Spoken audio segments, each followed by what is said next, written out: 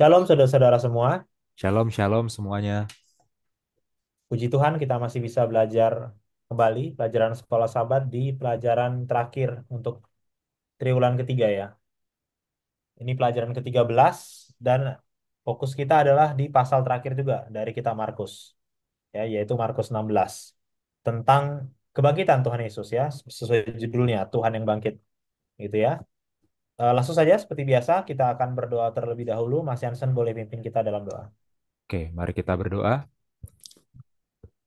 Bapa di surga, terima kasih Engkau mengizinkan kami umat-umatmu yang hina ini belajar tentang firman-Mu yang sudah Engkau ilhamkan melalui hamba-Mu Markus. Kami sudah mencapai pada pasal terakhir Injil Markus. Tuntunlah kami Bapa agar kami dapat memaknai kebangkitan-Mu sebagai pengharapan bagi kami bahwa kami juga akan dibangkitkan kelak. Kami mohon ampunilah segala dosa dan kesalahan kami. Kami berdoa dalam nama Tuhan Yesus Kristus yang telah menebus kami dari dosa. Amin. Amin. Oke, monggo Mas Yansen. Ya, kita mulai dari bagian akhir pasal sebelumnya ya. Seperti biasa. Markus 15 ayat 42. Markus 15:42. Yesus dikuburkan. Sementara itu, hari mulai malam, dan hari itu adalah hari persiapan, yaitu hari menjelang Sabat. Ya, jadi kita tahu bahwa Yesus mati, Yesus dikuburkan itu pada hari persiapan menjelang Sabat. Ya, Hmm. jelas sekali itu adalah hari Jumat, satu hari sebelum Sabat, ya kan? Hmm. Dan mengenai hal ini semua penulis Injil sepakat. Kalau di Markus itu Markus 15 ayat 42, kalau di Matius Matius 27 ayat 62. Kalau di Lukas Lukas 23 ayat 54 ya, dan Injil Yohanes juga ya. Yang saya belum catat itu di ayat berapa kalau di Yohanes ya. Nah, oke. Dengan pemahaman bahwa Yesus dikuburkan pada hari persiapan, hari Jumat menjelang Sabat, ya. Kita tahu berarti bahwa Yesus itu beristirahat di kubur pada hari Sabat. Ya itu. Nah, selain Yesus yang beristirahat di kubur pada hari Sabat, murid-murid juga tetap beristirahat pada hari Sabat. Nah, itu kita bisa dapatkan keterangannya di Injil yang lain, Injil Lukas. Nah, kita buka Bil, Lukas 23 ayat 56. Hmm. Lukas, 23 ayat 56. oke,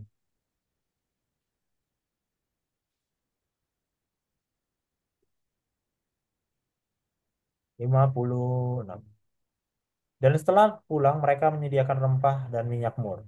Yang B-nya, Oh, dan pada hari Sabat mereka beristirahat menurut hukum Taurat. ya.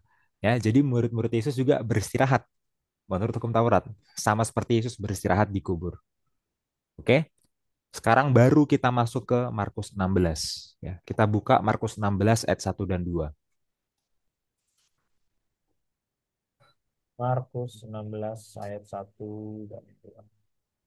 Kebangkitan Yesus. Setelah lewat hari Sabat, Maria Magdalena dan Maria ibu Yakobus serta Salome membeli rempah-rempah untuk pergi ke kubur dan meminyaki Yesus. Dan pagi-pagi benar, pada hari pertama minggu itu, setelah matahari terbit, pergilah mereka ke kubur. Ya, kalau kita membaca ayat ini ya, ayat ini adalah penggenapan nubuatan Yesus yang disampaikan di beberapa pasal sebelumnya. Oke? Di pasal 8 ayat 31, kemudian pasal 9 ayat 31, ya. Kemudian pasal 10 ayat 34 ya. Yesus bilang bahwa dia akan bangkit setelah 3 hari. Yesus bilang begitu. Dan di sini di Markus 16 ayat 1 sampai 2 itu tergenapi. Benar-benar Yesus dikuburkan dan bangkit dalam 3 hari. Ya. Dan saudara-saudara jangan memahami 3 hari itu artinya 3 kali 24 jam. Itu salah Hmm. kaprah. Ya. Cara orang Yahudi menghitung waktu itu 3 hari itu nggak selalu berarti 3 kali 24 jam. 3 hari itu asal sebuah kejadian sudah mengambil bagian dari 3 hari, itu udah disebut 3 hari meskipun nggak full 3 kali 24. Ya. Yesus dikubur di akhir hari Jumat, di keseluruhan hari Sabat, sampai di awal hari Minggu. Oke, memang di Jumat sama di Minggunya nggak full. Tapi Hmm. sudah menyentuh Jumat, sudah menyentuh Sabat, sudah menyentuh Minggu, itu sudah dianggap 3 hari dalam cara orang Yahudi menghitung waktu. Jadi ini tergenapi, benar-benar tergenapi nubuatan Yesus di pasal-pasal sebelumnya bahwa dia akan mati dan bangkit dalam 3 hari. Oke? Nah, sekarang yang jadi pertanyaan secara teologis, secara doktrin adalah mengenai kebangkitan Yesus pada hari Minggu. Ya. Sejak abad kedua, orang-orang Kristen itu melihat pentingnya Yesus bangkit pada hari Minggu dan menjadikan itu alasan untuk menyucikan hari Minggu. Ya. Sejak abad kedua, oh karena Yesus dibangkitkan pada hari Minggu, mari kita menyucikan, memelihara hari Minggu. Nah, apakah benar demikian? Ya, tidak, tidak benar ya. Yang pertama saya mau kasih disclaimer bagi para penonton yang Advent ya. Kita harus tetap berbahagia setiap kita mengingat fakta bahwa Yesus telah bangkit pada hari Minggu, ya. Dan kita juga harus paham bahwa meskipun hari Minggu itu bukanlah hari yang dirayakan, bukanlah hari yang disucikan, bukanlah hari yang harus dipelihara secara khusus, ya. Kebangkitan Yesus tetap kita rayakan, bukan dengan cara memelihara hari Minggu, tapi kita tetap rayakan kebangkitan Yesus. Nah, di sini saudara bingung loh. Emangnya ada perayaan kebangkitan Yesus? Ada perayaan kebangkitan Yesus. Ya, kita buka Kolose 2 ayat 12, Bil. Hmm. Ayat 12. Bentar. Ya, ayat 12.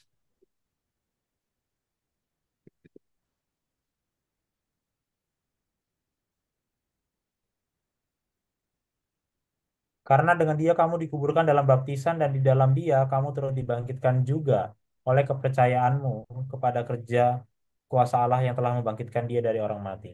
Ya, dalam Alkitab ya, tidak ada satupun ayat yang menyatakan kekudusan hari Minggu, meskipun Yesus memang bangkit pada hari Minggu dan kita berbahagia. Tapi nggak ada ayat yang bilang bahwa hari Minggu itu kudus, harus dipelihara, harus disucikan. Nggak ada. Tapi ada satu ritual, satu perayaan, bukan hari, ya, bukan hari. Ini sifatnya ritual perayaan, yang itu adalah memperingati kebangkitan Yesus. Apa itu? Baptisan. Oke? Jadi kalau kita ditanya oleh saudara-saudara kita umat Kristen yang non-Advent, kalian nggak menguduskan hari Minggu, berarti kalian tidak merayakan kebangkitan Yesus. Ya itu salah. Kita tidak menguduskan hari Minggu, tapi kita merayakan kebangkitan Yesus. Loh, kalian merayakannya kapan? Waktu baptisan. Waktu baptisan kita merayakan kebangkitan Yesus. In fact, faktanya ya, baptisan itu bukan hanya merayakan kebangkitan. Kematian dan kebangkitan itu sekaligus dirayakan dalam satu upacara. Ya. Sama seperti Yesus telah mati, begitu juga kita dikubur dalam air. Oke, Yesus dikubur, kita dikubur dalam air baptisan. Itu simbolnya. Sama seperti Yesus telah bangkit, begitu juga kita bangkit dari air baptisan. Ya, dan itu juga menjadi cicipan, menjadi bayang-bayang bahwa nanti pada akhir zaman kita juga akan menerima kebangkitan seperti Yesus telah dibangkitkan. Karena dia telah bangkit terlebih dahulu, maka kita semua akan dibangkitkan juga. Ya. Jadi selain baptisan itu adalah pernyataan kepada publik bahwa kita menerima Yesus sebagai Tuhan dan Juru Selamat, itu benar, tapi bukan hanya itu juga merayakan kematian Yesus. Ya. Yesus mati, Yesus dikuburkan, kita mati dan dikuburkan dari hidup lama. Yesus dibangkitkan, kita bangkit keluar dari air dalam hidup baru. Dan menjadi bayang-bayang bahwa kita akan dibangkitkan juga kelak, seperti Yesus telah dibangkitkan. Jadi, mari kita punya teologi yang lebih baik lagi, ya. Mari kita lebih mengapresiasi bangkitan Yesus, dan mari kita sadar bahwa kita punya perayaannya. Kita punya perayaannya. Dan ini menjadi bukti bahwa hari Minggu itu sama sekali. Bukan hari yang kudus, sama sekali bukan hari yang disucikan. Karena kebangkitan Yesus pun itu dirayakannya melalui baptisan kok. Ya, seperti itu. Oke? Nah, sampai sini dulu, Bil. Kalau ada tambahan silakan. Iya, eh, ada satu kutipan ya, bagus sekali ya ini. Bentar.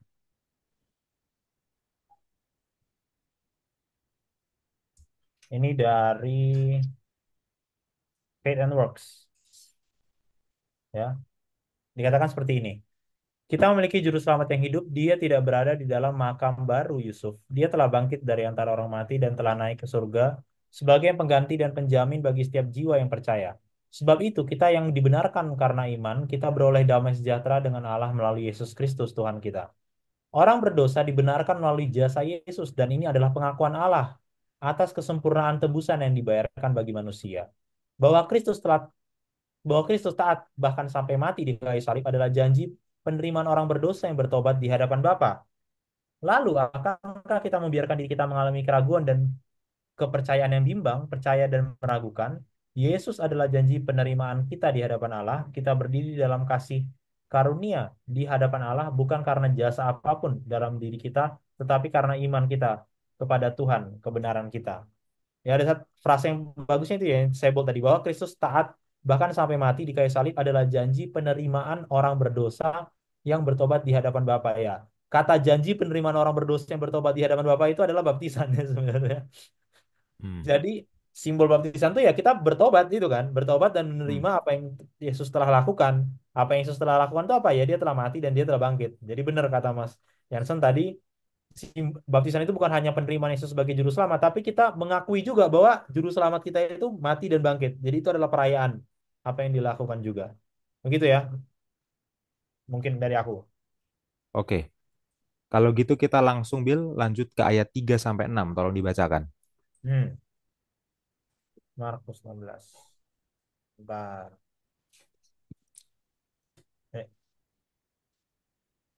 3 sampai 6. Mereka berkata seorang kepada yang lain, siapa yang akan menggulingkan batu itu bagi kita dari pintu kubur? Tetapi ketika mereka melihat dari dekat, tampaklah batu yang memang sangat besar itu sudah terguling. Lalu mereka masuk ke dalam kubur dan mereka melihat seorang muda yang memakai jubah putih duduk di sebelah kanan. Mereka pun sangat terkejut. Tetapi orang muda itu berkata kepada mereka, "Jangan takut, kamu mencari Yesus orang Nazaret yang disalibkan itu. Ia telah bangkit, ia tidak ada di sini. Lihat, inilah tempat mereka membaringkan dia." Oke, di sini perempuan-perempuan di kubur menemui bahwa kubur kosong. Yesus tidak ada di sana. Yesus telah bangkit. Oke, sekarang yang jadi pertanyaan adalah di sini ada satu orang yang disebut sebagai orang muda, ya kan? Ini mungkin jadi pertanyaan bagi saudara-saudara yang membaca ini. Siapa orang muda ini?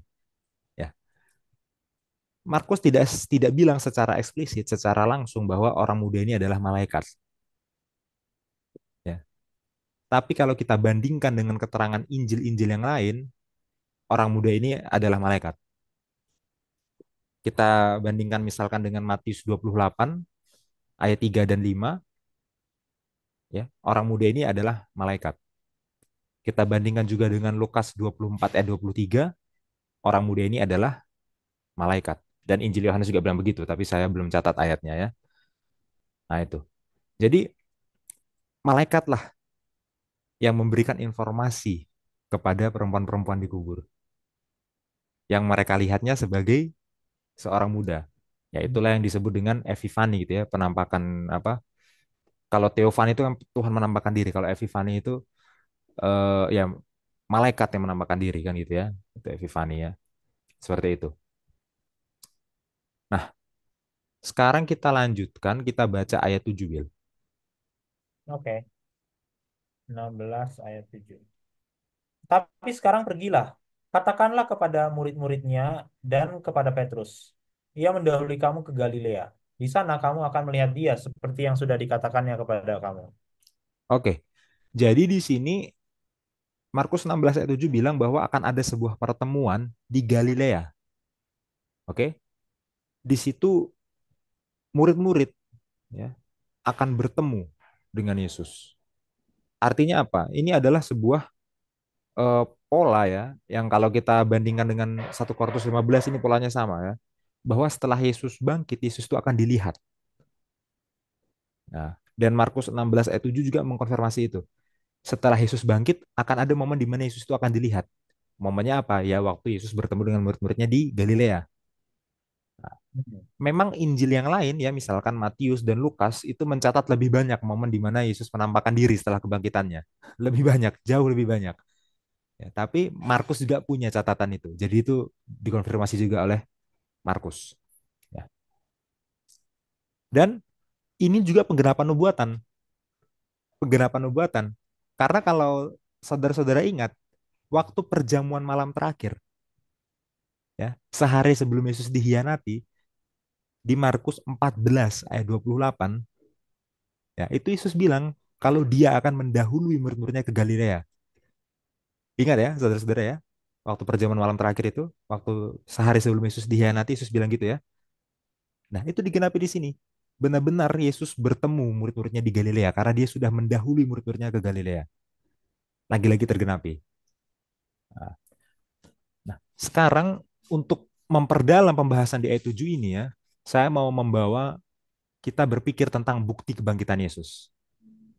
Oke, secara historis, secara sejarah. Karena gini, masalah kematian Yesus itu kita sudah buktikan ya dari sumber primer, dari kesaksian kepala pasukan yang memimpin eksekusi Yesus. Itu udah jelas Yesus itu memang mati. Nah, sekarang masalah kebangkitannya, emang beneran dia bangkit? Ya, apakah memang betul dia bangkit? Nah, kita bisa melihat beberapa bukti secara historis bahwa Yesus itu memang bangkit. Bahwa kebangkitan Yesus itu bukan sebuah rumor atau kebohongan atau isu-isu doang yang dibikin oleh murid-muridnya. Hmm. Yang pertama, yang paling basic, paling dasar, Yesus itu terbukti bangkit karena kuburnya kosong. Ya, kalau setelah perempuan-perempuan ini ya, tiga perempuan tadi datang ke kubur, kemudian mereka datang ke kubur dan melihat ada mayat di situ, ya udah berarti nggak bangkit. Itu basic. Ya. Tapi mereka datang ke kubur, mereka melihat mayatnya nggak ada, kuburnya kosong. Oke, berarti Yesus bangkit. Kemudian ini masih bisa dibantah karena nanti kaum yang skeptis akan bilang, loh, bisa aja itu mayatnya dicuri, jenazahnya dicuri. Jadi kalau kubur kosong belum tentu dia bangkit. Kubur Hmm. kosong itu bisa aja bukan karena dia bangkit, bisa aja karena jenazahnya dicuri oleh murid-muridnya. Ya, Hmm. pertanyaannya begini, itu ya kubur itu dijaga oleh pasukan Roma. Untuk melewati pasukan Roma itu tidak mudah. Oke. Kemudian orang skeptis akan bilang, ya bisa jadi itu pasukannya pas lagi tertidur. Ya, waktu pasukannya tertidur, murid-muridnya menyelinap masuk, baru dicuri. Oke, sekarang kita coba bayangkan. Itu kubur ditutup oleh batu yang sangat besar. Ingat tadi, perempuan-perempuan tadi, mereka sampai bingung siapa yang akan menggulingkan batunya. Ya kan, mereka sampai bingung. Kenapa mereka bingung? Ya kenapa? Karena ini batunya besar. Ini siapa yang gulingin nanti ya? Berat, butuh tenaga yang besar. Nah, sekarang bayangin gini. Anggaplah kita terima argumen bahwa pasukannya ketiduran dan murid-murid mencoba mencuri mayatnya. Sekarang kalau pasukan ketiduran, mereka mencuri mayatnya, yang pertama mereka harus lakukan bukan mencuri. Yang pertama mereka harus lakukan adalah menggeser batunya. Oke? Nah, batu sebesar itu, kalau digeser, itu pasti akan sangat ribut. Akan sangat ribut. Ya, mendorong batu sebesar itu. Dan sangat tidak mungkin pasukannya nggak bangun. Kalaupun mereka tidur, mereka pasti terbangun kalau murid-murid geser batunya. Pasti terbangun. Ya. Jadi nggak mungkin murid-murid curi mayatnya. Oke? Yang kedua, pencuri itu biasanya justru malah mengambil rempah-rempah. Jadi memang ada di zaman dulu tuh memang ada pencuri makam itu ada. Mereka bertujuan untuk mengambil rempah-rempah yang dipakai untuk mengurapi mayat tersebut karena rempah-rempahnya mahal. Tapi bukan mayat yang dicuri, rempah-rempah yang dicuri. Ini kebalik. Mayatnya diambil, rempah-rempahnya nggak ada. Karena Yesus kan belum sempat diberi rempah-rempah oleh perempuan-perempuan ini kan di saat kematiannya. Kalau kita bahkan kita baca menurut Injil Yohanes itu kain yang dipakai untuk mayat itu kainnya sudah terlipat itu. Nah, kalau orang mencuri, mereka kan waktunya singkat, waktunya sedikit. Mereka harus buru-buru untuk mencuri. Masa sempat-sempatnya harus melipat kain dulu? Nah, jadi argumen bahwa murid-murid mencuri itu sama sekali tidak masuk akal. Ya, kalau memang betul murid-murid ini mencuri mayat Yesus, mereka juga sudah pasti dihukum kok oleh pemuka agama, juga oleh pemerintah Roma. Tapi nyatanya mereka nggak dihukum kan? Mereka nggak dihukum karena mencuri mayat. Ya nanti mereka akan dihukum nanti setelah mereka mengabarkan Injil dan lain sebagainya. Tapi mereka nggak dihukum karena mencuri mayat gitu. Jadi mereka memang tidak mencuri mayat. Itu ya.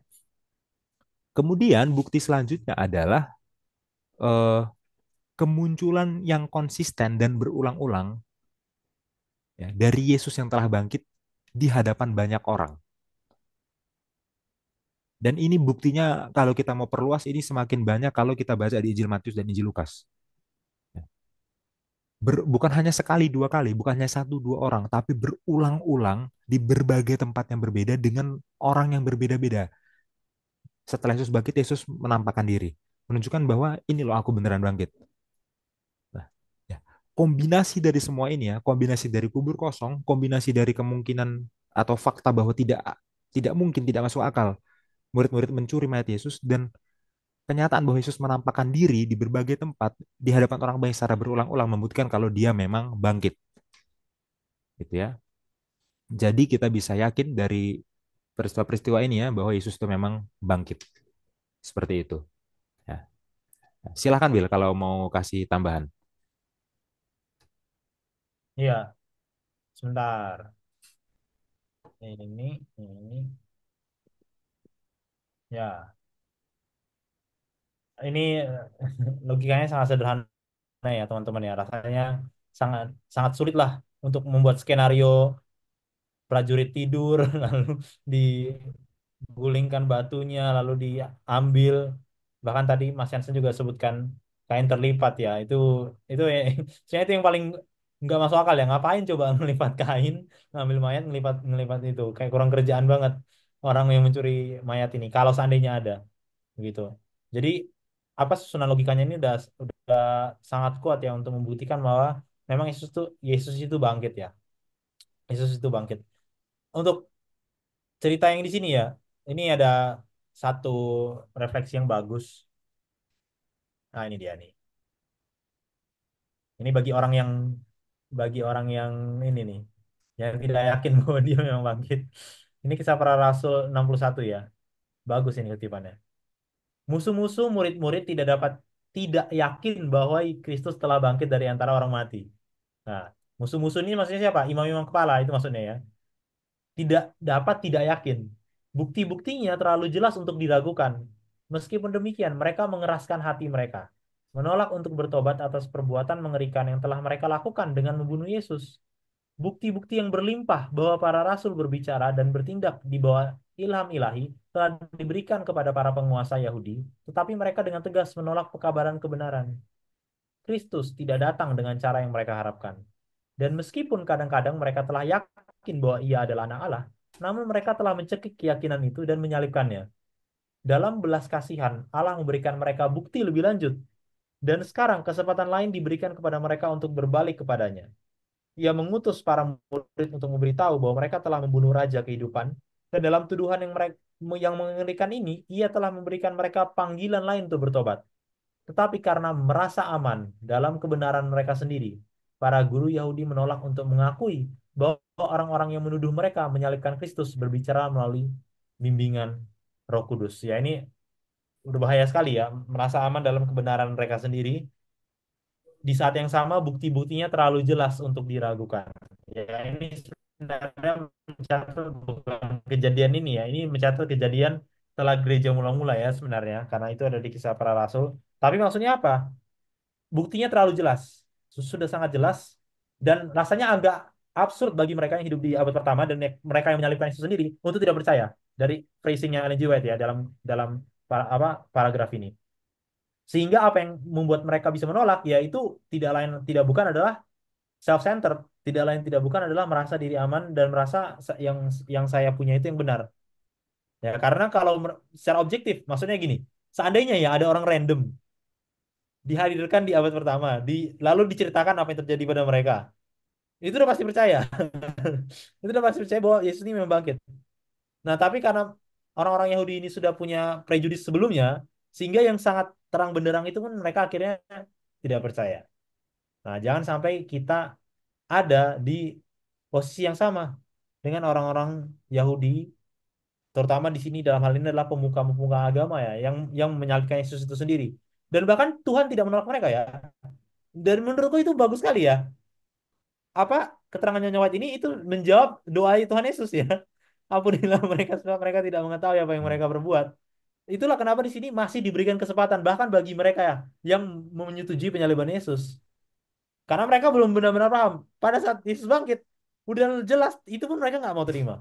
Ya, jadi ya janganlah kita sampai di tahap ini. Mungkin bagi kita kita tidak di poin di mana kita tidak percaya Yesus bangkit, tapi mungkin ada banyak hal dalam aspek teologi kita yang kita perlakukan sama seperti ini, ya kan? Ada misalnya kita khawatir akan hari esok, padahal di saat yang sama kita tahu Yesus sudah menuntun kita di sepanjang kehidupan kita. Bukti-buktinya sudah sangat jelas, tapi kita tidak mau percaya, begitu ya. Atau dalam tantangan kehidupan lainnya, ya jangan pernah kita meragukan ya apa yang sudah terang benderang Tuhan beritakan kepada kita melalui firman-Nya. Mungkin itu, Mas Hansan. Ya, oke. Terima kasih, Bill. Kita lanjutkan ke Markus 16 ayat 8. Hmm, Ya, Markus, sebentar.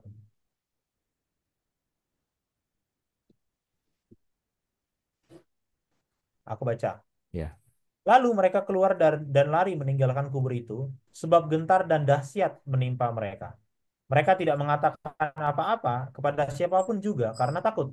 Dengan singkat, mereka sampaikan semua pesan itu kepada Petrus dan teman-temannya. Sesudah itu, Yesus sendiri dengan perantaran murid-muridnya memberitakan dari timur ke barat berita yang kudus dan tak terbinasakan tentang keselamatan yang kekal itu. Oke. Sebelum kita bahas ayat 8, ya, saya mau membahas satu isu kritik tekstual kitab Markus, ya, tentang akhir Injil Markus. Akhir Injil Markus. Oke. Jadi Injil Markus itu berakhirnya di mana sih? Kalau kita membaca edisi-edisi terjemahan, sorry, edisi-edisi perjanjian baru yang modern, ya, dan terjemahan-terjemahan perjanjian baru yang modern, itu mereka akan memberikan catatan tentang berbagai variasi dari Injil Markus. Variasi tekstual maksudnya. Ya. Hmm, hmm, Contoh kita buka English Standard Version. Tadi aku udah kirim linknya ke Bill. hmm. Nah, coba kita buka ayat 8, Bill. Ya. Nggak usah klik Ini. di mana-mana dulu. Ya. Nggak usah klik di mana-mana dulu. Nah, di situ ada tulisan, Some of the earliest manuscript do not include 16 verse 9 to 20. Ya, ada tulisan seperti itu. Beberapa manuskrip paling awal tidak memasukkan Markus 16 ayat 9 sampai 20. Jadi ESV menambahkan catatan seperti itu. Oke. Nah, kenapa ada catatan seperti ini? Ini yang perlu kita ketahui. Teman-teman semua, saudara-saudara yang terkasih dalam Tuhan ya. eh, Tidak ada lagi autograf perjanjian baru. Itu yang perlu kita tahu. Autograf itu apa? Autograf itu adalah naskah asli yang ditulis oleh tangan si penulis langsung. Contoh, Injil Markus. Berarti autograf Injil Markus adalah naskah Injil Markus yang langsung ditulis oleh tangannya Markus. Naskah pertamanya itu nggak ada. Autograf itu udah nggak ada lagi. Lalu yang ada apa? Yang ada itu adalah manuskrip. Ya, manuskrip ini bukan autograf. Manuskrip ini adalah salinan dari autograf. Ya. Bahkan ya, kalau kita belajar lebih detail ya, salinan pertama itu juga udah nggak ada. Yang ada hanyalah salinan dari salinan dari salinan. Oke? Ya. Jadi Injil Markus yang ditulis pertama kali oleh tangan Markus ini disalin, salinan pertama juga udah hilang, lalu ada salinan yang lain dari salinan ini. Dan itu totalnya ada banyak. Totalnya ada banyak. Nah, dalam menyalin itu biasanya ada variasi dalam menyalin. Variasi itu bisa jadi karena typo atau memang karena ada istilahnya apa? Perbedaan penyalinan yang disengaja oleh si penyalin itu ada. Nah, di sini kasusnya adalah sebagian besar salinan itu memuat Markus sampai ayat 9 dan sampai ayat 20 sebagai akhirnya. Oke. Tapi kalau kita melihat ke manuskrip manuskrip yang paling tua itu apa? Manuskrip yang paling awal ditulis, manuskrip yang jarak penulisannya, jarak penyalinannya itu paling dekat dengan autograf, itu maksudnya manuskrip paling tua ya. Dua manuskrip paling tua itu berhenti di ayat 8. Jadi dua manuskrip paling tua bilang Markus 16 itu cuma sampai 8. Akhir dari Injil Markus itu cuma sampai ayat 8, nggak sampai ayat 9 atau sampai ayat 20. Nggak sampai ke situ. Ya. Nah, itulah kenapa para pakar ya, kebanyakan setuju, sepakat bahwa memang Markus Markus itu sebenarnya berakhirnya di Markus 16 ayat 8. Karena manuskripnya lebih tua, salinannya lebih dekat dengan autograf jaraknya. Ya. Lalu manuskrip-manuskrip yang memuat Markus 16 ayat 9 sampai 20 itu kebanyakan justru dari abad pertengahan. Abad pertengahan. Nah, abad pertengahan itu kan udah jauh jaraknya dari autograf. Dari waktu Markus menulis. Kalau Markus menulis di abad pertama, ya, abad pertengahan itu kan dari tahun 500-an sampai tahun 1600-an, sekitar segitu kan. Ya jaraknya sekitar 500 sampai 1600 tahun dari waktu Markus menulis. Nah, kebanyakan manuskrip yang memuat ayat 9 sampai 20, ya, memuat Markus 16 ayat 11 sampai 20 itu dari abad pertengahan, bukan dari abad yang lebih awal. Yang akhirnya para scholars, para pakar tuh menyebutnya sebagai the longer ending. The longer ending, akhir yang lebih panjang dari Markus. Gitu. Isinya apa? Isinya ada eh, tiga, tiga laporan kemunculan Yesus yang sudah bangkit di hadapan orang banyak. Ya, kemudian ada Yesus memberi instruksi untuk menyebarkan Injil. Nah, kemudian ada janji bahwa akan ada tanda-tanda spiritual yang menyertai iman. Itu nanti kita akan pelajari. Kita akan bahas itu ayat-ayatnya. Ya. Tapi itu isinya. Markus 16 ayat 9 sampai 20. Nah,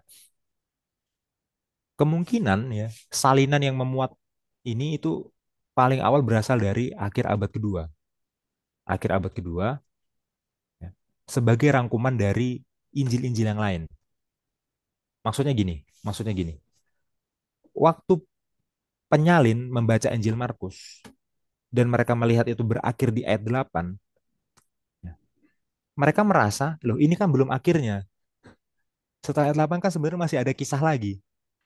Nah, mereka merasa ini perlu dilengkapi. Si penyalin merasa ini perlu dilengkapi. Lalu mereka tambahkan ayat 9 sampai 20 itu. Si penyalin menambahkan dengan sengaja. Lalu si penyalin dapat informasinya dari mana? Penyalin dapat informasinya dari akhir Injil Matius dan akhir Injil Lukas dan akhir Injil Yohanes.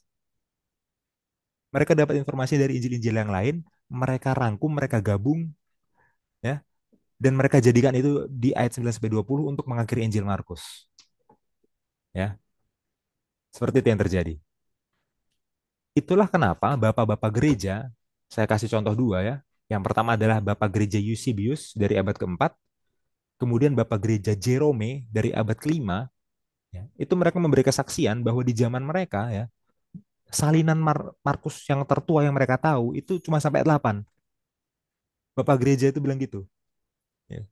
Karena bapak gereja itu kan baca Alkitab bukan seperti Alkitab kita sekarang kan, yang udah apa istilahnya, yang udah jadi cetak, dijilid gitu ya.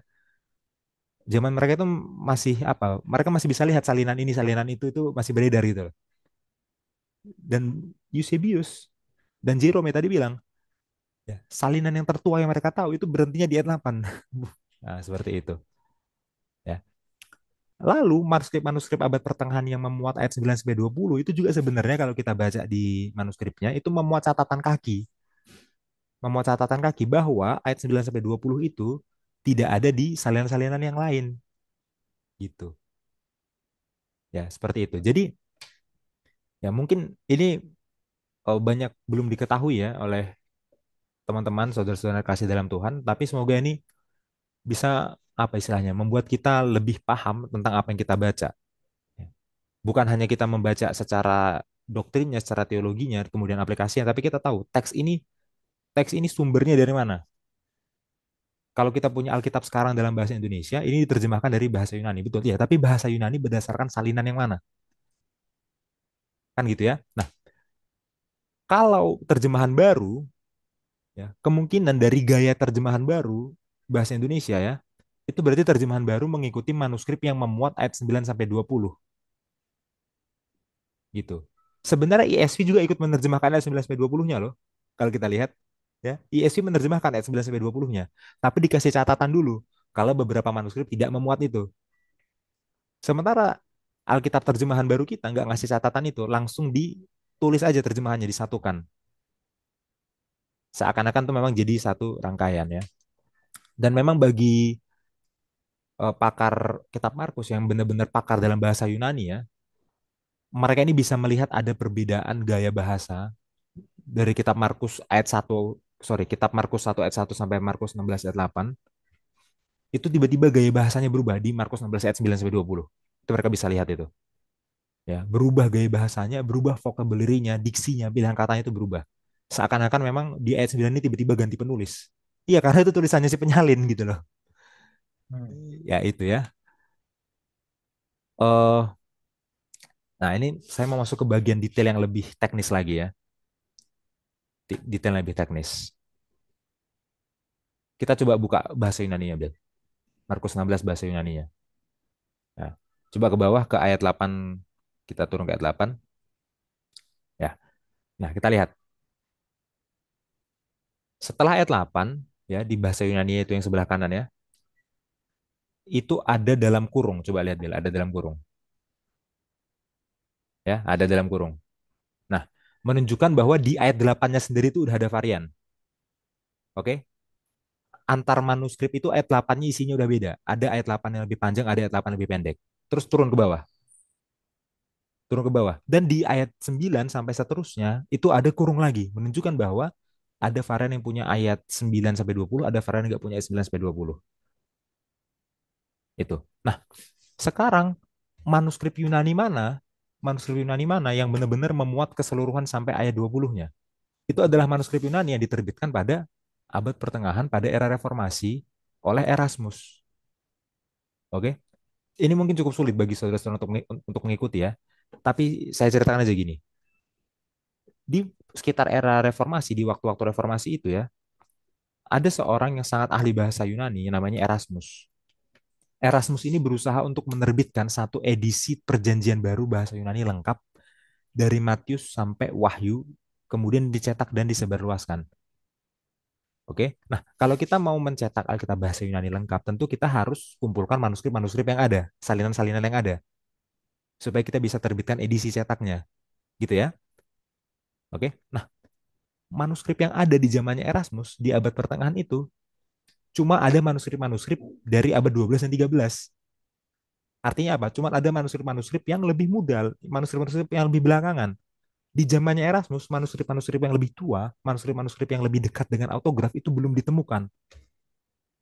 Jadi Erasmus, meskipun Erasmus ini sangat pakar bahasa Yunani, manuskripnya dia terbatas. Dia nggak punya banyak opsi manuskrip. Dia nggak punya banyak opsi salinan. Salinan yang dia punya cuma salinan yang lebih muda. Akhirnya dia menerbitkan perjanjian baru bahasa Yunani itu berdasarkan manuskrip yang lebih muda ini dari abad 12 abad 13. Nah, manuskrip abad 12 abad 13 ini kan sudah memuat longer ending of Mark, sudah memuat akhir Markus yang lebih panjang yaitu Markus 16 ayat 9 sampai 20 ya. Itulah kenapa eh, teks Yunaninya Erasmus itu memuat ayat 9 sampai 20 secara lengkap, nggak dikasih dalam kurung, dianggap sebagai satu bagian yang menyatu. Nah, sekarang kita buka teks Erasmus ada di State Bible. Kita buka namanya Textus Receptus. Ya, klik aja langsung oke. Ya, mana Lang oke? Hilang. Iya. Nah, coba kita lihat ke ayat 8. Nah, dia langsung ke ayat 9 coba. 8 kemudian 9. Nah, dia nggak pakai dalam kurung. Dia nggak pakai dalam kurung. Textus Receptus yang diterbitkan oleh Erasmus ini nggak pakai dalam kurung. Ya, karena dia didasarkan pada manuskrip yang lebih muda, bukan manuskrip yang tua. Jadi teks Yunaninya Erasmus mengasumsikan bahwa ayat 9 sampai 20 itu memang dari awalnya udah ada, bukan tambahan dari penyalin. Nah, saya lanjutkan lagi ceritanya. Terjemahan-terjemahan Alkitab ke bahasa-bahasa Eropa di era Reformasi itu kebanyakan pakai teks Yunani yang diterbitkan oleh Erasmus ini. Oke? Contoh terjemahan Alkitab dalam bahasa Inggris di era Reformasi. Ya, kita semua kenal, kita semua tahu King James Version. Oke, King James Version adalah terjemahan Alkitab bahasa Inggris di era Reformasi. Ya, King James itu menerjemahkan Alkitab dari bahasa Yunani ke bahasa Inggris. Bahasa Yunani yang dipakainya itu apa? Bahasa Yunani yang diterjemahkan oleh Erasmus, Textus Receptus. Gitu. Itulah kenapa kalau kita lihat King James itu nggak kasih keterangan kayak ESV. Tadi ya ESV English Standard Version kasih keterangan kan, oh beberapa manuskrip tidak memuat Markus 16 ayat 9 sampai 20 kan gitu. Itulah kenapa King James nggak punya keterangan seperti itu.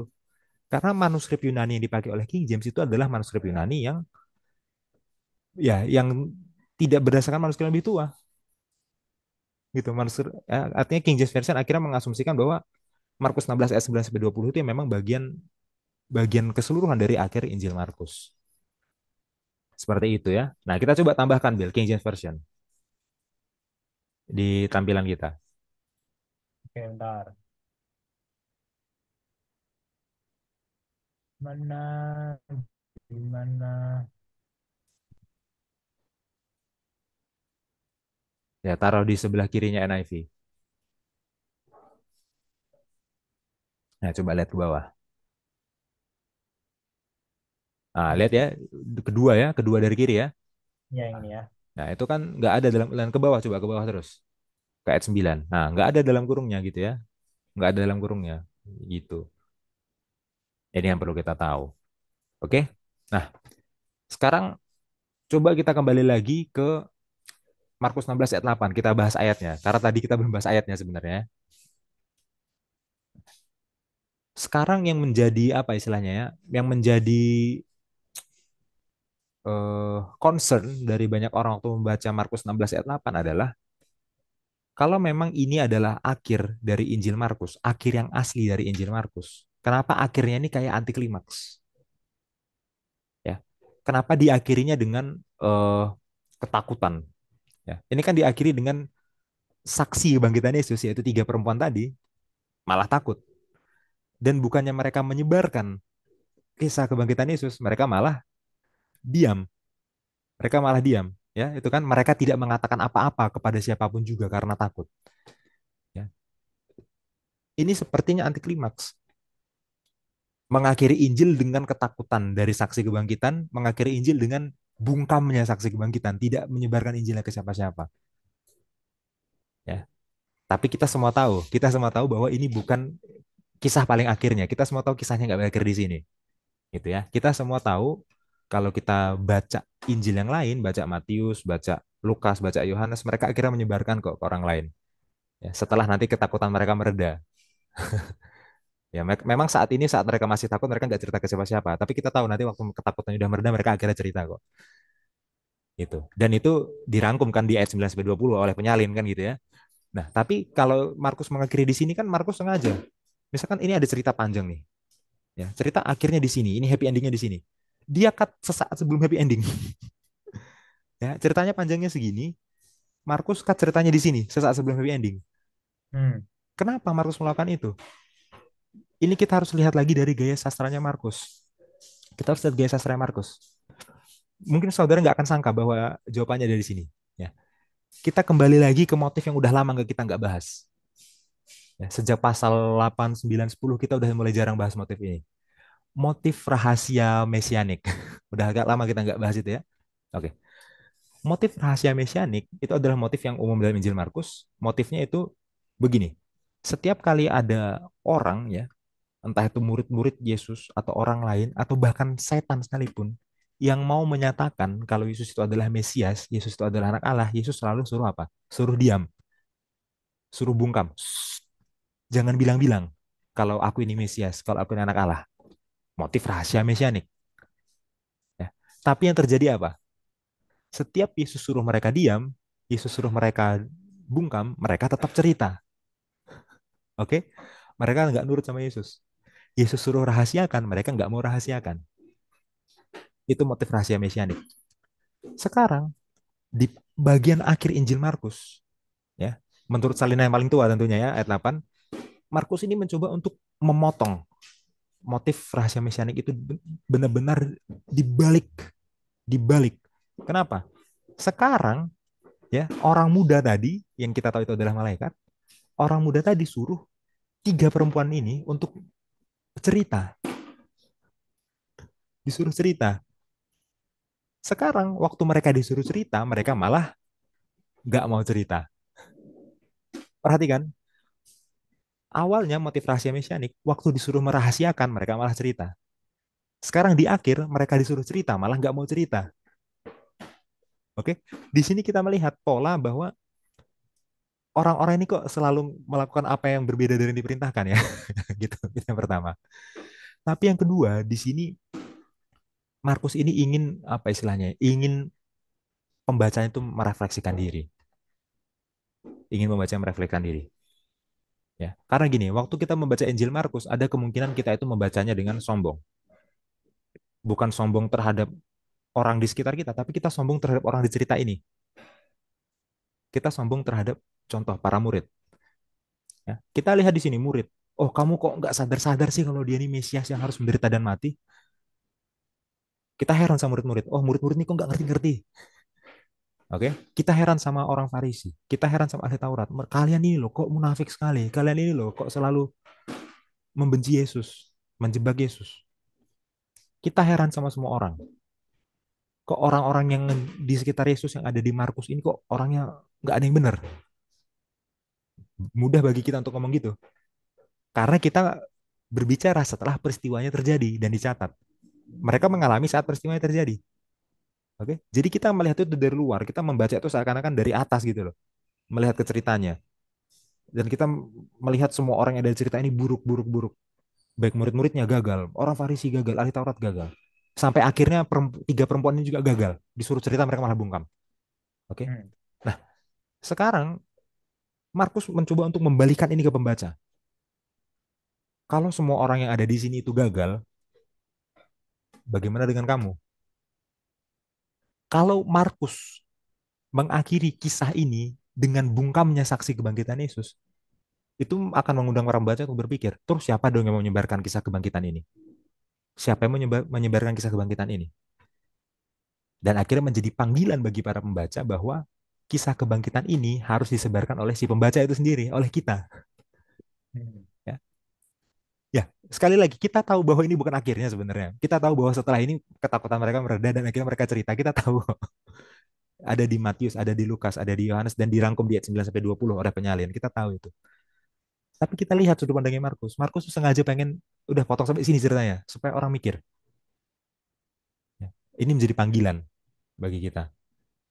Apakah kita mau istilahnya apa ya? Mengambil beban yang sama yang dirasakan oleh orang-orang di Injil Markus. Kita bisa tarik ini ke bagian sebelumnya.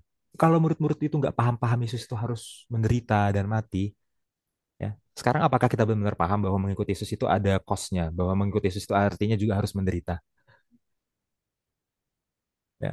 Kalau kita membaca Injil Markus terus kita lihat orang Farisi begini, orang Farisi begitu, ahli Taurat begini, ahli Taurat begitu, terus kita bilang udah sama mereka munafik, sama mereka begini. Emang kita juga enggak, ya. Kalau kita lihat Injil Markus, kenapa ini ada kebangkitan Yesus mereka disuruh cerita kok mereka malah diam nggak cerita ke siapapun? Ya emang kita cerita sekarang. Emang kita cerita sekarang. Emang ke siapa kita udah cerita tentang kebangkitan Yesus? Ke siapa kita udah bagikan Injil itu? Waktu kita lihat mereka nggak cerita di ayat 8, emang kita lebih baik dari itu? Hmm. Ya, itulah kenapa Injil Markus mengakhirinya dengan ini, untuk introspeksi, untuk refleksi. Meskipun sebenarnya ceritanya masih berlanjut, saya tahu ceritanya masih berlanjut. Kita semua tahu cerita masih berlanjut. Kita baca Matius, kita baca Lukas, kita baca Yohanes, dan dirangkum oleh penyalin di ayat 9 sampai 20, udah ditambahkan kok kelanjutannya. Tapi kalau kita mengapresiasi bahwa ini berakhir di ayat 8, ya, itu pelajaran menjadi sangat menyayat. Anti klimaks, dark, dark ending memang. Ya, tapi itu menjadi sebuah ironi yang harus kita refleksikan ke diri kita sendiri. Hmm. Seperti itu, Bil, untuk ayat 8. Silahkan kalau ada tambahan. Ya, aku no comment sih soal yang ini bagus banget ya. Mungkin bagi teman-teman yang nggak terbiasa ya untuk kritik tekstual awal-awalnya akan sedikit membosankan. Tadi Mas Henson juga udah bilang. Ya, tapi setelah ditarik kenapa seandainya itu memang berhenti di ayat 8, maka akan lebih make sense ya. Kalau kalau diakhiri dengan sesuatu yang dark ending kata Mas Hansen tadi, ya kan? Maka itu Ya, akan lebih masuk akal dan lebih apa ya? Ya akan lebih selaras saja sih dengan narasi narasi apa namanya rahasia mesianik itu menurutku itu malah lebih make sense kalau diakhiri di ayat 8. Walaupun berakhir ayat 20 itu nggak jelek, itu bagus. Cuma maksudnya itu kurang aja punchline-nya gitu. Itu itu sih menurutku. Cuma dengan kita recognize oh ada perbedaan manuskrip dan kita sadar bahwa oh ternyata earlier manuskripnya itu tidak termasuk ayat 9 sampai 20 itu adalah Hmm. bagian dari tambahan dari penyalin, maka kita bisa mengapresiasi seandainya itu berakhir dari 8, apa yang mau disampaikan. Itu kan sebenarnya. Iya, iya. Ini bukan masalah mana yang benar dan salah, nggak ada. Cuma kita mau lihat seandainya itu 8, perspektif apa yang mau disampaikan. Dan ternyata ada perspektif ini. Nah, itu dia maksudnya tadi Mas Hansen ya. Jadi saya no comment soal ini bagus sekali ya. Dan ya waktu dijelaskan tadi agak ini juga ya, emangnya kita ada cerita, ya kan ke siapa kita cerita? Ya, itu harusnya ini ya, apa? Harusnya memukul ya, memukul para pembaca Markus yang sudah mengikuti selama 13 pekan ya kan. Iya. Kita kan udah belajar Markus 13 pekan gitu kan. Nah, kira-kira kira-kira apakah kita mau sama seperti tokoh yang sering kita hakimi secara tidak langsung ketika kita membaca Markus? Itu kan sebenarnya yang mau, kalau seandainya ini di 8 gitu ya. Itu yang sebenarnya kamu mau sama kayak mereka yang kamu selama ini, tuh kan kalau saya di tempat kamu saya nggak akan kayak gini-gini. Lah emangnya kita lakukan apa sekarang? Gitu ya. Iya, Ya, ini mungkin bacaan dari aku ya. Bagus banget ya. iya. Oke, terima kasih ya Bill ya. Nah, sekarang karena penyalin sudah menambahkan ayat 9 sampai 20, bagusnya kita pelajari juga ya catatan dari penyalin dan jangan saudara pikir catatannya ini salah ya. Catatan ini saya bilang tadi, catatan ini adalah rangkuman dari akhir Injil Matius, akhir Injil Lukas, dan akhir Injil Yohanes. Jadi catatannya memang kelanjutan ceritanya. Iya, Markus nggak mau cerita sampai titik ini, tapi sebenarnya ceritanya memang sampai sini aktualnya sampai sini sebenarnya. iya, Ya. Nah, dan jangan merasa discourage ya. Loh, nggak ada di aslinya. Nggak ada di asli tulisan Markus, tapi peristiwa aslinya tetap kayak gini kok. iya. Makanya kalau kita baca di pelajaran hari Rabu paragraf pertama itu ya, Hmm, itu Tom Shepherd bilang, hampir seluruh isi Markus 16 ayat 9 sampai 20 memiliki paralel dengan bagian lain dalam perjanjian baru. Membuktikan kalau ini tidak ditulis oleh Markus secara langsung, ditulis oleh penyalin, tapi peristiwanya beneran terjadi secara aktual. hmm. Ya, jadi jangan khawatir gitu. Penyalin sudah menambahkan peristiwa yang aktual, peristiwa yang benar-benar terjadi kok. Meskipun Markus nggak mau cerita sampai ke situ, tapi ini peristiwa yang benar-benar terjadi. Tenang aja. Ya, oke. Kita baca dulu Bill sampai ayat 13 sebelum Tibil kasih komentar. Oke. Yesus beberapa kali menampakkan diri dan mengutus murid-muridnya. Yesus terangkat ke sorga. Setelah Yesus bangkit pagi-pagi pada hari pertama minggu itu, ia mula-mula menampakkan dirinya kepada Maria Magdalena. Daripadanya, Yesus pernah mengusir 7 setan. Lalu perempuan itu pergi memberitahukannya kepada mereka yang selalu mengiringi Yesus dan yang pada waktu itu sedang berkabung dan menangis. Tapi ketika mereka mendengar bahwa Yesus hidup dan telah dilihat olehnya, mereka tidak percaya. Sesudah itu ia menampakkan diri dalam rupa yang lain kepada 2 orang dari mereka. Ini summary banget. Ketika keduanya dalam perjalanan keluar kota. Lalu kembalilah mereka dan memberitahukannya kepada teman-teman yang lain, tetapi kepada mereka pun teman-teman itu tidak percaya. Oke, sebelum Bill komentar ya. Nah, kita lihat di ayat 10. Lalu perempuan itu pergi memberitahukannya kepada mereka yang selalu mengiringi Yesus. Jadi perempuan-perempuan itu akhirnya pergi kok, teman-teman. Kira- Ya, akhirnya mereka Ya, nggak bungkam kok. Tapi tuh ada waktu setelah ketakutan mereka hilang. Markus cerita cuma sampai mereka takut di ayat 8. Ya pas mereka takut mereka nggak cerita, mereka takut kok. Nanti setelah ketakutan mereka mulai hilang, mereka mulai cope dengan ketakutan mereka, mereka cerita kok. Ya, itu. Jadi ini bukan kontradiksi, ini kisah selanjutnya yang ya Markus nggak mau cerita ke sana, tapi penyalin ceritain aja deh. Matius catat kok, Lukas catat kok, apa Yohanes catat kok gitu ya. Ah, oke, silahkan Bil. Pelajaran rohaninya apa Bil dari sini? iya. Apa namanya? Ini menarik ya. Eh 9 sampai 13 ini ya. Ya, tadi aku waktu baca langsung bilang, "Oh, ini sama ini kayak summary banget." Ya, karena Iya, kejadiannya itu kita tahu dari Injil yang lain gitu ya kalau kita baca Injil yang lain. Tapi kalau misalnya yang ditanyakan pelajaran rohani apa yang kita bisa ambil dari sini ya. Menurutku highlight yang penting tuh ya setelah ketakutan itu hilang ya. Setelah ketakutan itu hilang. Coba kita bayangkan seandainya mereka ini enggak, mungkin bukan itu pertanyaannya. Mungkin pertanyaannya seperti ini. Kenapa harus tunggu waktu sampai itu hilang? Mungkin itu, mungkin itu yang lebih masuk akal ya pertanyaannya. Kenapa harus semacam semacam maksudku gini loh, Mas Hansen. Seandainya ini berakhir sampai ayat 8 ya. Ini aku coba berandai menyambungkan itu. Seandainya ini sampai berakhir sampai ayat 8. Oke. Misalnya kita setuju. Kita let's say kita semua setuju di sini manuskrip paling awalnya ayat 8. Lalu penyalin menambahkan ini. Tapi kenapa penyalin itu menambahkannya seperti ini? Nah, itu maksudku. Iya, Kenapa penyalin itu dia kan sebenarnya bisa summary-kan apa aja gitu ya. Toh iya, akhirnya akan seperti itu juga. Maksudnya happy ending bla bla bla. Tapi iya. kenapa dia menambahkannya seperti ini? Nah, itu maksudku.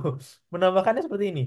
Coba kita perhatikan ya. Lalu perempuan itu pergi memberitahukannya kepada mereka yang selalu mengiringi Yesus dan yang pada waktu itu sedang berkabung dan menangis.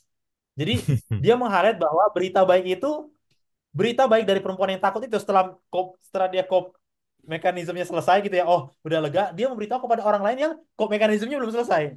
Yaitu menangis dan berkabung, iya kan? Iya, Iya dong. iya, Mungkin karena perempuan ini apa first witness gitu kan. Jadi mereka shocknya, oh shock banget nih.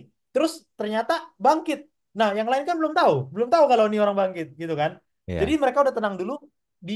Penyalin memilih untuk mereka memberitakan ini kepada orang lain yang sebenarnya juga lagi sedih. Semua orang ini sedih nih. iya. Tapi yang di sini memberitakan kepada teman mereka yang masih sedih. Lalu responnya sama, tidak percaya. Responnya Hmm, sama, tidak percaya. Setelah itu di peristiwa yang lain, summary yang lain lagi. Kalau seandainya ini summary ya. Tadi kan kita 8, lalu ini seandainya ini summary. Mendengar peristiwa yang lain kita tahu dari Injil yang lain ya, perjalanan ke Emmaus itu, Yesus hidup dan telah dilihat olehnya. Mereka tidak percaya. Menampakkan diri lagi, rupa kepada dua orang dari mereka ketika duanya dalam perjalanan keluar kota. Lalu kembalilah mereka memberitahukannya kepada teman-teman yang lain, tetapi kepada mereka pun teman-teman itu tidak percaya. Seandainya ini memang summary, ayat 12 itu menampakkan diri dalam rupa yang lain kepada dua orang yang di luar kota yang kita tahu perjalanannya itu. Kedua orang ini juga sedih di perjalanan itu. iya, Wah, kami pikir dia ini, ternyata ini. Gitu kan? Kalau kita ingat iya. pembicaraannya ya. Jadi aku berpikir, kenapa penyalin ini memilih summary-nya seperti ini, bahwa dari orang yang sudah selesai, ketakutannya hilang, memberitahukan kepada orang lain, tapi mereka tetap tidak percaya. Tapi nanti lama-kelamaan, yang dua orang ini kembalilah mereka, lalu dia beritahu. Hmm, Jadi memang pelajaran rohaninya ya, kadang-kadang apa namanya, penginjilan itu butuh proses. iya. Iya, itu maksud itu ini ya, penginjilan itu butuh proses. Bahkan bukan proses untuk menginjili orang, proses untuk kita mengerti Injil itu sebenarnya apa. Hmm, hmm, Ya, aku kurasa itu perlu catat. Jadi proses ini bukan hanya bagi orang yang kita injili. Maksudnya gini, oh ya udahlah, misalnya saya buat KPA gitu kan kepada orang lain, tapi kok dia terlihat nggak antusias, nggak terlihat nggak ini. Oh mungkin dia butuh waktu. Nah, jangan-jangan yang orang yang paling butuh waktu itu kita, jangan-jangan iya, kita lah iya, yang butuh waktu. Sama seperti orang ini, ya kan? Orang ini, tapi akhirnya happy ending memang, akhirnya happy ending. Tapi dua orang yang emosi itu juga butuh waktu untuk meresapi, iya ya. Oh iya, baru mereka akan menginjil. Jadi jangan-jangan penginjilan itu memang butuh proses, bahkan bagi sang penginjil itu juga. Nah, itu ya, maksud itu menurutku pelajaran rohani yang seandainya si penyalin itu memilih summary, mungkin inilah saya rasa apa yang dia mau kasih tahu ya, bahwa penginjilan itu butuh proses dan itu adalah domino efek. Seandainya itu terjadi, seandainya semua tokoh itu memaknai proses itu, akhirnya itu domino efek dan itu terlihat di sini ya. Dia selesai, lalu dia beritahu, lalu orang ini selesai, dia beritahu, lalu akhirnya itu tersebar. Mungkin itu Mas Jansen dari saya ya. iya. Oke, terima kasih Bida. Pelajaran luarnya sangat bagus. Apa ada tambahan dari tulisan Ellen G. White untuk Ya bagian ada ini? ya, ini tentang nah, ini tentang apa namanya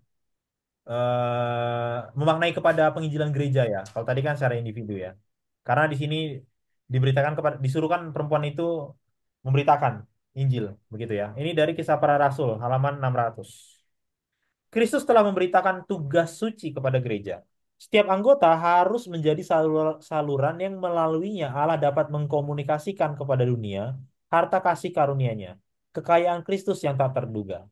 Tidak ada yang lebih diinginkan juru selamat selain agen yang akan mewakili rohnya dan karakternya kepada dunia. Tidak ada yang lebih dibutuhkan dunia selain manifestasi kasih juru selamat melalui kemanusiaan.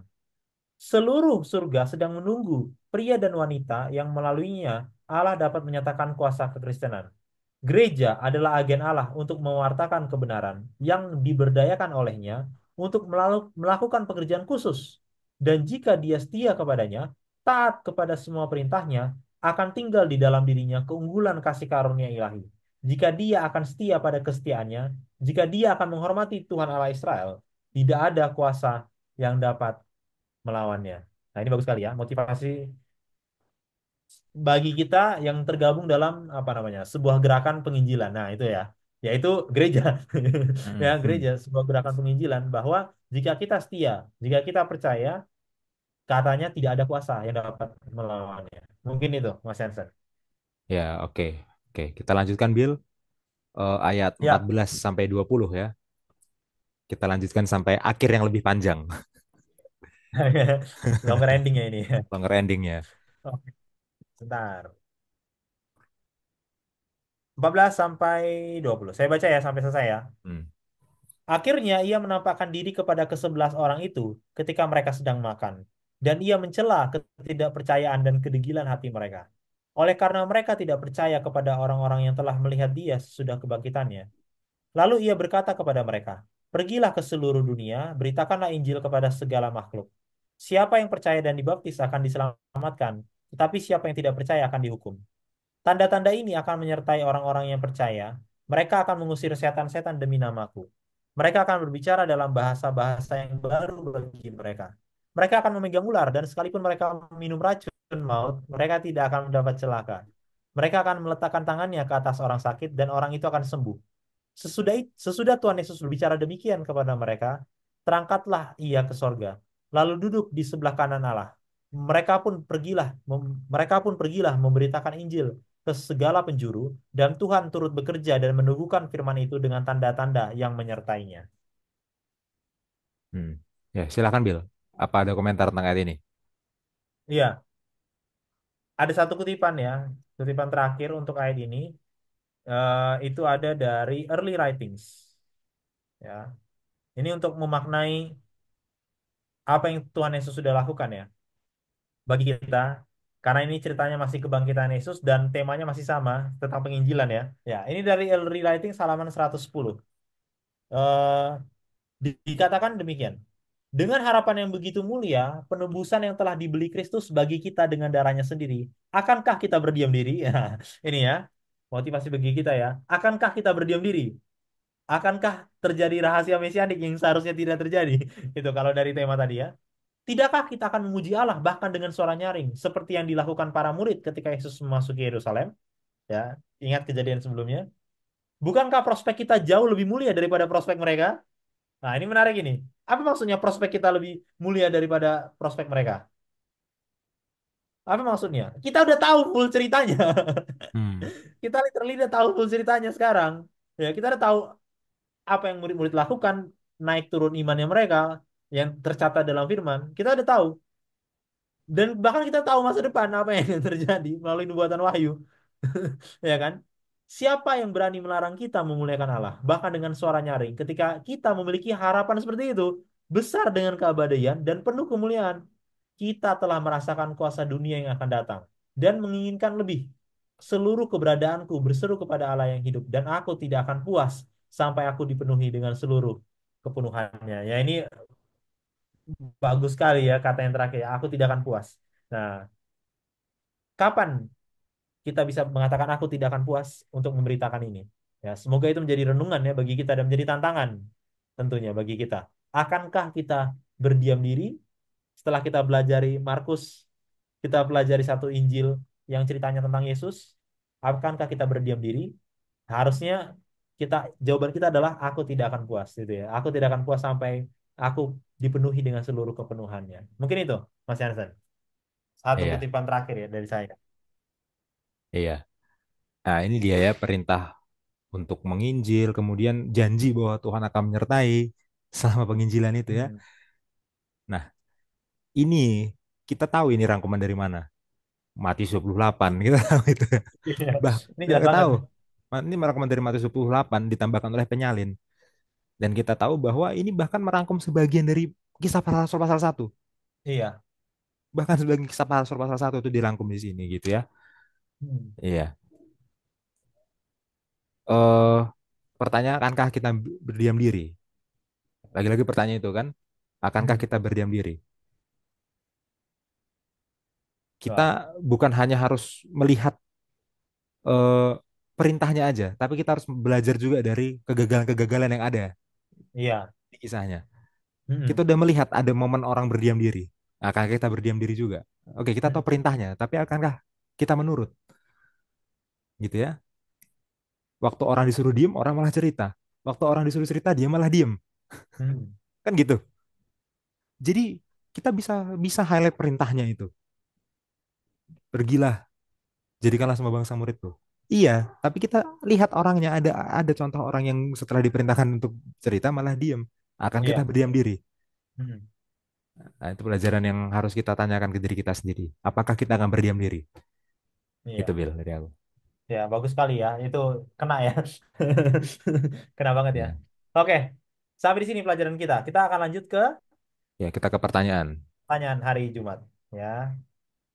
Ada tiga. Lumayan nih. Pertanyaan hari Jumat. Nomor satu. Mengapakah para murid mau berbohong tentang kebangkitan Yesus dari semua yang kita ketahui? Mereka hanya menghadapi kebencian, keterangsingan, dan penganiayaan demi keyakinan mereka. Apakah keuntungan yang mereka akan peroleh dengan mengarang kisah ini? Ya, ini sebenarnya pertanyaan sarkastik ini. Ini pertanyaan untuk menyindir para pengkritik ya, Iya, para kaum skeptis gitu loh. iya, Ngapain bohong? iya, Kalau memang Yesus itu nggak bangkit, mending Petrus kembali jadi nelayan aja. iya, Mending Matius kembali jadi pemungut cukai aja. Mereka nggak perlu palsukan itu supaya mereka bisa bikin gereja, supaya ada alasan untuk bikin gereja. Enggak, karena mereka tahu begitu mereka nanti akan mendirikan gereja, maksudnya begitu mereka menginjil itu ya, mereka akan menghadapi persekusi. Masa sih iya. mereka mau berbohong cuma untuk dianiaya? Capek banget. Capek banget. Kalau mereka sampai semilitan itu untuk mau dianiaya, itu berarti memang ada Bener. sesuatu yang benar yang mereka lagi perjuangkan. Ya gitu ya. Mereka benar-benar mau dianiaya. Kenapa? Karena Yesus beneran bangkit.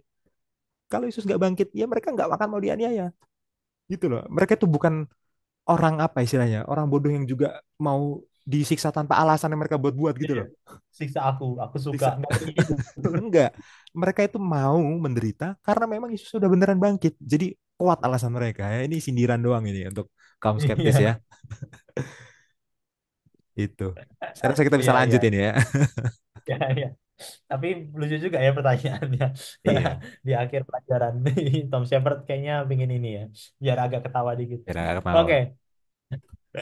nomor dua. Bukti kebangkitan Yesus apakah yang paling meyakinkan bagi Anda? Bagikan alasan Anda dalam UKSS. Oke, tadi udah disebutkan berapa? Mas Yesus sebutkan satu, saya sebutkan satu. Oke, monggo Mas. Ya kalau bagi saya kombinasi kubur kosong dan kemunculan di berbagai tempat itu. Oke, Kalau kombinasi salah satu hilang nggak jadi. Harus kombinasi keduanya. Nah itu kalau dari saya. Itu berarti di beneran berbagai bangkit. tempat ya. Berbagai Iya, tempat. aku setuju. Aku setuju. Tapi kalau aku mau lebih highlight yang kemunculan di berbagai tempat, kemunculan di berbagai tempat ya. Walaupun benar-benar kalau salah satu hilang jadinya timpang ya, karena kubur kosong artinya memang udah nggak ada mayatnya, artinya yang kemunculan di berbagai tempat ini bukan hantu dan bukan makhluk lain gitu kan. Iya, Kan bisa iya, saja orang saya menyerupai, tapi ternyata iya. mayatnya masih di sana. Kata Mas Ah, Hansen tadi, mayatnya memang nggak ada, baru ini orangnya memang benar-benar ada. Artinya ya Yesus yang ada muncul inilah yang mayatnya itu udah nggak ada, gitu ya. Jadi iya, aku setuju ya iya, untuk nomor dua ini. Ya. Mungkin nanti saudara-saudara punya hal lain ya, dikatakan bagikan alasan Anda di dalam UKSS, gitu ya. Oke, iya. kita lanjut ke pertanyaan terakhir. Renungkan pengharapan besar yang kebangkitan Yesus tawarkan kepada kita. Bacalah 1 Korintus 15. Tadi sudah sempat disinggung ya. Dan di pelajaran kita Iya. juga ada kalau nggak salah. Seberapa pentingkah kebangkitan Yesus menurut Paulus? Nah, Ya, kita baca silakan aja, Mas Bil. Haifat. Ayat 1 sampai 8. Oh, oke. Boleh, boleh.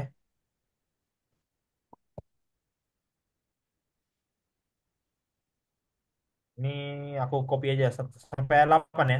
Iya. Nah, ya, 1 Korintus 15 ayat 1 sampai 8. Ya. Kebangkitan Kristus. Dan sekarang saudara-saudara, aku mau mengingatkan kamu bahwa Injil yang aku beritakan kepadamu dan yang kamu terima dan yang di dalamnya kamu teguh berdiri. Oleh Injil itu kamu diselamatkan asal kamu teguh berpegang kepadanya, seperti yang telah kuberitakan kepadamu. Kecuali kalau kamu telah sia-sia saja menjadi percaya. Ini kok kayak menjawab pertanyaan nomor satunya Tom Shepard. Kecuali kalau kamu telah sia-sia saja menjadi percaya. Sebab yang sangat penting telah kusampaikan kepadamu, yaitu apa yang telah kuterima sendiri, ialah bahwa Kristus telah mati karena dosa-dosa kita, sesuai dengan kitab suci. Bahwa ia telah dikuburkan, dan bahwa ia telah dibangkitkan pada hari yang ketiga, sesuai dengan kitab suci. Bahwa ia telah menampakkan diri kepada Kefas, atau Petrus ya, dan kemudian kepada kedua belas muridnya. Sesudah itu ia menampakkan diri kepada lebih dari 500 saudara sekaligus. Kebanyakan dari mereka masih hidup sampai sekarang, tetapi beberapa di antaranya telah meninggal. Selanjutnya, ia menampakkan diri kepada Yakobus, kemudian kepada semua rasul. Dan yang paling akhir dari semuanya, ia menampakkan diri juga kepadaku, sama seperti kepada anak yang lahir sebelum waktunya. Iya. Ini bagus banget ya. 1 Korintus 15 ayat 1 sampai 8. Gimana Mas Jansen? Iya, ya mungkin kita nggak punya pengalaman yang seperti Paulus ya. Jadi di sini kan Paulus cerita tentang pengalaman orang lain. Tapi di ayat 8 kan dia cerita Iya, pengalaman dia sendiri sebagai penutupnya kan. sombong juga dia. Ya, jadi setelah dia cerita, oh kepada Petrus begini, kepada Yakobus gini, kepada 500 orang begini kan gitu-gitu ya. Akhirnya kepada aku juga dia menamakan diri. Ini kayaknya Iya. waktu dia lagi jalan ke Damsyik kayaknya ini yang dimaksud itu. Iya. Kayaknya ya. Nah, eh dari gaya bicara Paulus ini ya, Pak Paulus itu menjadikan kebangkitan Yesus itu sebagai titik utama pengharapan dan titik utama yang apa istilahnya ya, yang menjadi alasan bahwa iman kita tuh nggak sia-sia. Benar. Ya, oke sekarang gini, Yesus mati menembus dosa kita. Itu memang klimaksnya penembusan di salib. Ya. Oke, kita setuju itu, klimaksnya. Tapi bayangin kalau dia nggak bangkit. Iya. Sia-sia. Ya. Bagaimana kita bisa menyembah Tuhan yang takluk pada kematian? Bagaimana kita bisa yakin kalau Yesus itu mati menembus dosa kita untuk menyediakan kepada kita kebangkitan di akhir zaman kalau dia sendiri gak bangkit. Hmm. Ya. Makanya Paulus bilang ini kita harus tetap pegang-pegang nih kebangkitan dia. Ini alasan kita harus tetap berharap. Dia telah bangkit, makanya kita juga akan dibangkitkan. Saudara-saudara, kalau Yesus nggak bangkit, saya mending gak usah gereja, beneran itu. Iya. Capek banget. Iya, ngapain kita bikin YouTube kayak gini? Saudara-saudara juga di rumah belajar, diskusi. Iya. Nonton 1,5 jam, kadang-kadang 2 jam. Iya, kemudian kita menginjil lagi. Iya. Seperti perintah tadi kan. Kalau nggak benar-benar bangkit, nggak ada gunanya gitu loh. Dan Paulus tuh bilang memang kalau di ayat di tulisan dia yang lain, jika tuh Yesus tidak benar-benar bangkit, sia-sialah iman kita atau gimana gitu kata-katanya, saya lupa. Iya. Parafrase tadi ya. Tapi ada ayat di tulisan yang lain yang bilang gitu. Ya. Jadi mari kita apa ingat ya dalam diri kita ya, Yesus itu dijelaskan oleh Paulus juga dalam tulisan yang lain, dia adalah buah sulung dari kebangkitan. Ada juga ayatnya bilang gitu, Paulus. Iya. Ya, buah sulung dari kebangkitan. Terus panen besarnya apa? Panen besar adalah kebangkitan semua orang kudus nanti di akhir zaman. Nah, sekarang yang kita tunggu itu apa sih? Kedatangannya yang kedua. Hmm. Kalau dia masih dikubur, nggak akan datang lagi. Iya. Oke? Terus yang kita tunggu setelah kedatangan yang kedua apa? Kebangkitan. Kita yakin kita akan bangkit juga karena dia telah bangkit. Makanya ini benar-benar penting sekali, penting sekali, penting sekali. Dan gereja Advent sekali lagi yang memang punya doktrin yang benar, seringkali menekankan Sabat itu lebih dari kisah kebangkitan. Iya. Ini jujur aja, seringkali lebih mementingkan misalkan kayak ini benar, ini memang sangat benar ya.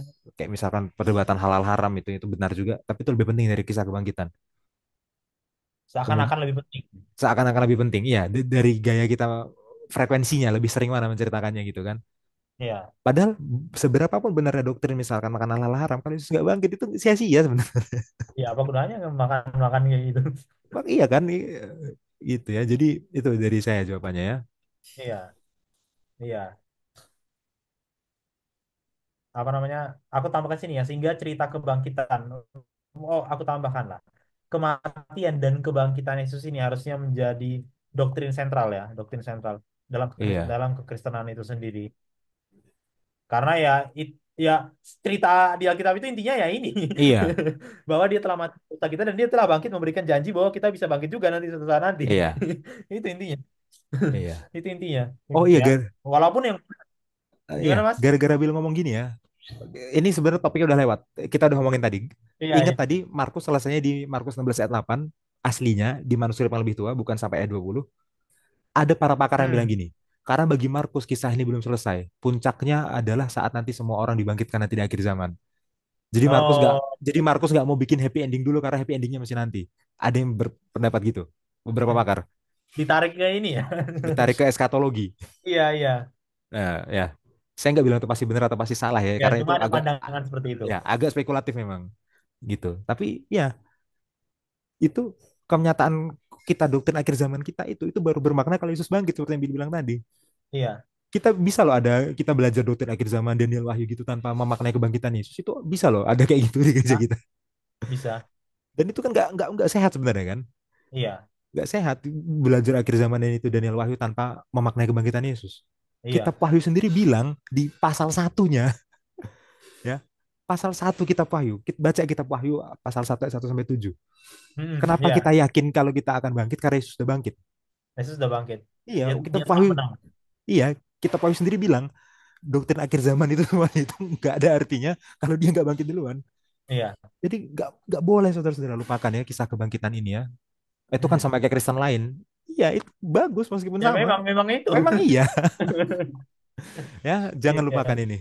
Iya, jadi ya, ya, ini ya, kata-kata itu kan sama kayak Kristen lain, seolah-olah apa? Percaya ini itu artinya kita tidak distintif. Kita distintif, oke, tapi ini sesuatu doktrin yang doktrin sentral gitu. Bukan berarti kita mendina ini salah dan benar atau frekuensinya kita kurangi oleh karena kita ingin terlihat sangat berbeda dari mereka gitu. Iya, iya. Bukan kayak gitu, bukan kayak gitu. Jadi iya benar ya, ini pelajaran yang sangat penting ya, terutama bagi lingkungan Advent sendiri ya.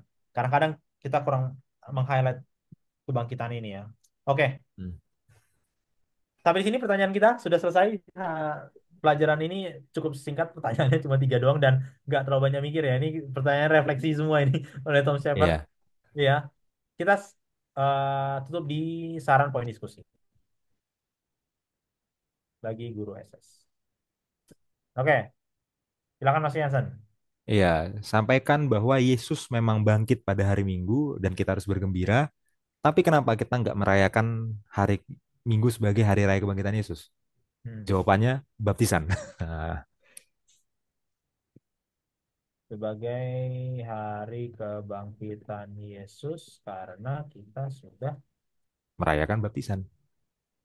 Iya, Oke. oke. Yang kedua, bukti kalau Yesus memang bangkit. Hmm. Yesus memang bangkit ya.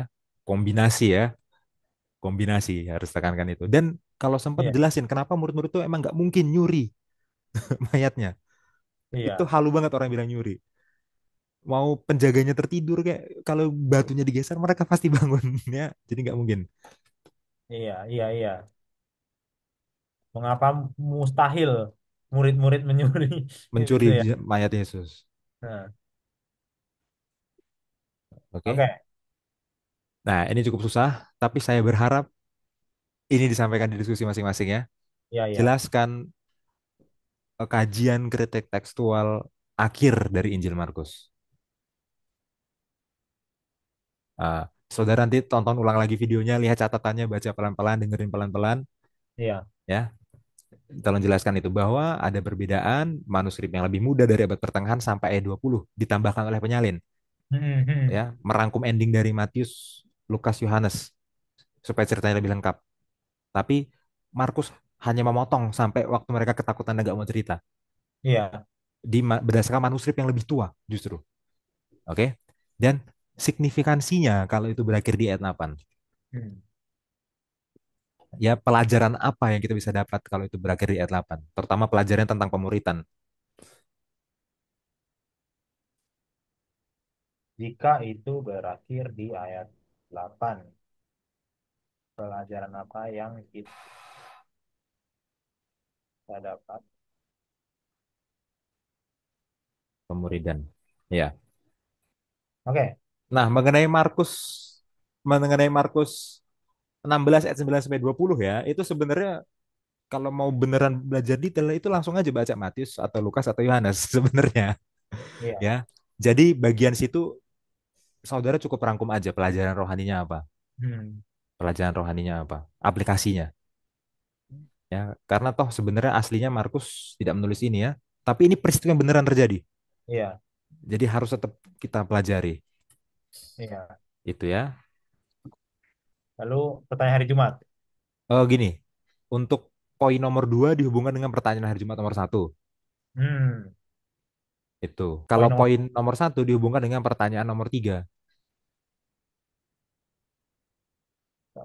bentar. Ini dihubungkan dengan nomor 3. Iya. Berarti ini tinggal nomor 2. Eh, Atau bentar. atau nggak usah sama sekali nomor duanya. Pertanyaan nomor 2 nggak usah sama sekali. Karena kan dibahas. Udah Iya, dibahas, udah ya. dibahas sebenarnya. Udah Tapi dibahas, ya. sebenarnya nomor 2 ini bisa diselipin juga waktu dibahas yang di nomor 2 ini ya, di poin nomor 2. Jadi pertanyaan nomor 2 bisa, kan ini kan kebangkitan yang paling meyakinkan, bukti kan, lagi membahas bukti kan Iya. sebenarnya. Iya. Iya, iya, iya, iya. Oke, oke, oke, oke. Oke. Ah, selesai deh. Iya. 4 poin ya, ini pelajaran yang sangat singkat ya.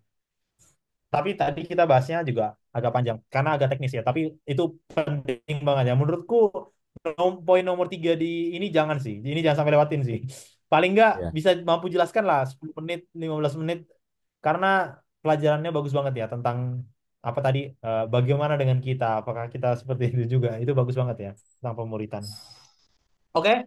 Ada lagi Mas Hansan mau Udah ditambahkan? cukup. Sudah cukup? Oke. Puji Tuhan kita setelah menyelesaikan pelajaran sekolah sahabat kita, pelajaran ke-13 dan sekaligus menutup satu triwulan ini tentang Injil Markus ya. Dan triwulan ke depan kita akan belajar tentang tema-tema Injil Yohanes ya.